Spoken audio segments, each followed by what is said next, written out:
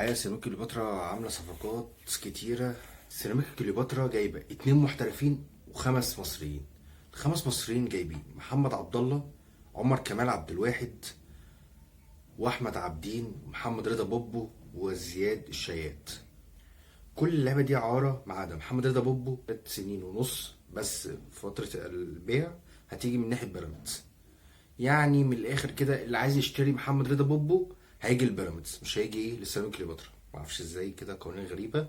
وزياد الشيات جاي من جمهورية شبين، وغير معلوم اي حاجة عن سيراميكا كليوباترا في موضوع الصفقات ده. بكام ده جايب كام مش معلوم اي حاجة من سيراميكا كليوباترا.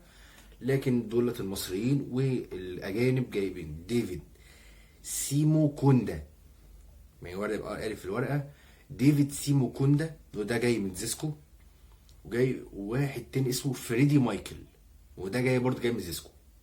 انما بقى الراحلين هم مروان عثمان للاهلي اعاره بنيه الشراء، وعلي محمد صالح. مين علي محمد صالح ده؟ ده ناشئ. طب ده ايه راح فين ده؟ ده راح فتره معايشه. ممكن عم اعتقد على فكره في الوقت اللي انا هينزل فيه الفيديو يمكن هو يكون جه هنا مصر في فتره معايشه لرايو فاليكانو الاسباني. يعني لازم طبعا اذكر الاسامي دي، لازم نعرف الاسامي دي موجوده وبتروح فترات معايشه وهتنجح باذن الله، ولسه تعرفوا كام لاعب تاني.